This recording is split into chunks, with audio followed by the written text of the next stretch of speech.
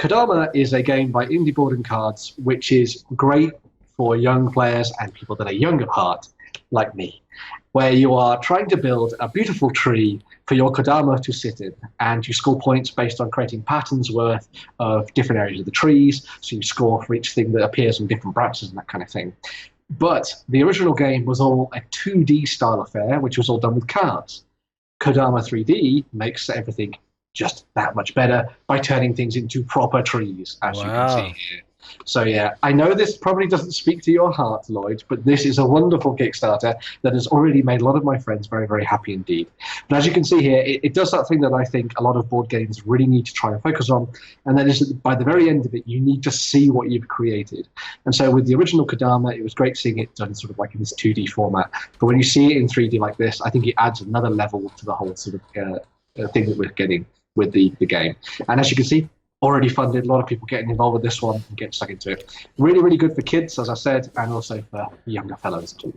Right. I have to ask, Ben, is this a dexterity-based game where you're trying not to make things fall down, or is this designed so that it all properly holds together as you're putting it together? It all holds together properly, as you can see here. It's not a dexterity-based game. It's one which involves a little bit of drafting. So what you do is one player turns over a bunch of different cards, and then everybody picks from it in turn. So it's all about drafting what only is sort of good for you as part of your tree, but also trying to stop other people as well. So that's where the tactical element of the game comes in, as you can see. Are you making your own tree? Like, do I have my own tree that I build? Yes. And you have your tree that you build? Or do we each get a branch? Everybody gets a tree, and everybody's building their own tree. So it's all about trying to build the best one, which I think is really cool. The other thing is as well, to make it a little bit more tactically deep as well, in the sort of learning game, everybody gets given sort of like very, very simple objectives that they're trying to complete, secret objectives. But in the sort of learning, the full game itself, everyone will get a random objective from a large deck of cards, and that will sort of focus you towards slightly different ways of building your trees to score more victory points. So, okay, cool. That's cool. How big can I make my tree?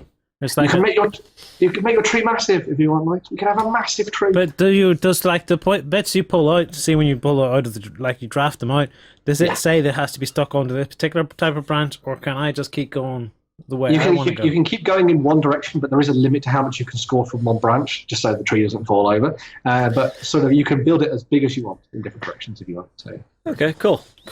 I actually kind of like the idea of it. Yeah, I like it could be fun. The idea of my tree versus your tree.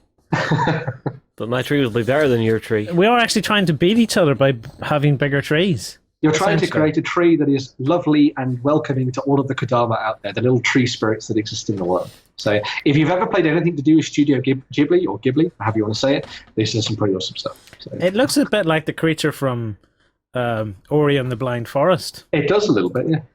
The one with the leaf on his head. Yeah. This little guy? Yeah. It looks a bit like there's like a character at the start of Ori and the Blind Forest, which is a video game, with a white sort of creature like that finds Ori. But eventually it dies or something. I see. I haven't played the game. Spoilers. Spoilers, yeah. Well, it happens. It happens pretty much straight away. I'm only spoiling maybe the first 5 minutes of the game. I haven't really played past that. Yeah. Because I was so upset at that point, I had to go and make some tea. It's like, that's a heart wrencher right there. Yeah. How can I turn this into a war game? Like, could my tree be shooting at his tree? Could we throw apples at each other? Nuts. Chestnuts.